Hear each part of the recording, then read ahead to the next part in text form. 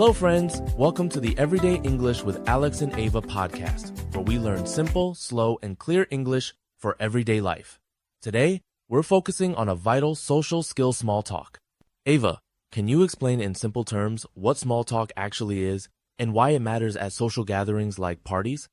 Absolutely, Alex. Small talk refers to those brief, friendly conversations we have with people we may not know well. It helps to break the ice, create a comfortable atmosphere, and can lead to making new friends, especially in places where silence might feel awkward. That makes sense. It's not about deep or serious subjects, but more about being approachable and polite, right? Exactly. Think of small talk as the social glue it holds interactions together and opens the door for deeper conversations later on. Even talking about the weather can help people feel more comfortable and connected. Let's dive a bit deeper. What are some typical small talk topics you'd hear at an English-speaking party, and why are these subjects chosen? Great question.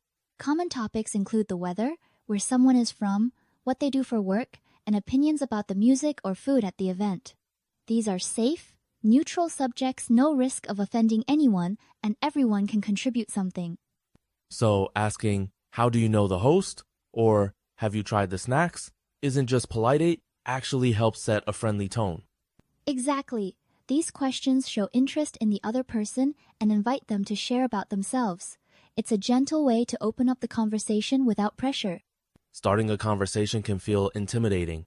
Ava, what are some practical methods to break the ice with someone you've just met at a party? A simple greeting works wonders. For example, "Hi, I'm Ava. What's your name?" Also, commenting on something you both observe, like the music or decorations, can spark a natural exchange. Even a compliment, like "I love your jacket," can open doors. That's helpful. Are there any body language tips that make your approach more welcoming? Definitely. Smile, maintain open posture, and make eye contact. These nonverbal cues show you're friendly and interested, which makes the other person feel more at ease. To solidify these ideas, let's walk through a realistic party scenario. I'll play Liam, and Ava, you'll be Mia. Ready? Ready? Let's begin. Liam. "Hi there, I'm Liam. What's your name?" Mia. "Hey, I'm Mia. Nice to meet you." Liam, is this your first time at one of Sarah's parties? Mia. Yeah, it is. I just moved to this neighborhood last month. Liam. "Oh, cool. Where did you move from?" Mia. "I moved from Chicago." Liam. "Chicago, I love that city. Cold winters though." Mia. "Yes, very cold." This weather is much nicer. Notice how each question leads to another topic. That's the flow of good small talk. Let's analyze that conversation. What made it work so smoothly, Ava? It started with basic introduction, simple, clear, and polite. Then, questions like, "Is this your first time here?" showed curiosity and kept the dialogue going. Each answer provided new details to explore. So, by following up with related questions, you make the other person feel heard and the chat doesn't stall. Exactly. Think of it as building a bridge. Each question or comment adds another plank, making the conversation stronger and more comfortable. Let's move on to some must-know words and phrases for small talk. Which expressions are both simple and effective in these situations? Start with greetings. "Hi, I'm your name."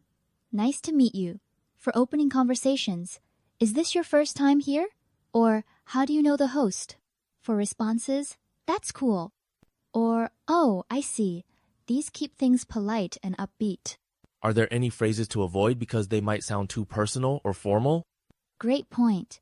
Avoid questions about age, politics, or religion. They're too private or controversial for first meetings.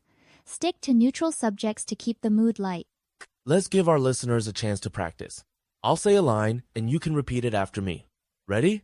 "Hi, I'm Liam. What's your name?" Now try, "Nice to meet you." These simple phrases really do make a difference. Repeating them helps you sound more natural when you're at a real event. Exactly. And let's add, "Is this your first time here?" Practicing these aloud can boost your confidence even if you're alone.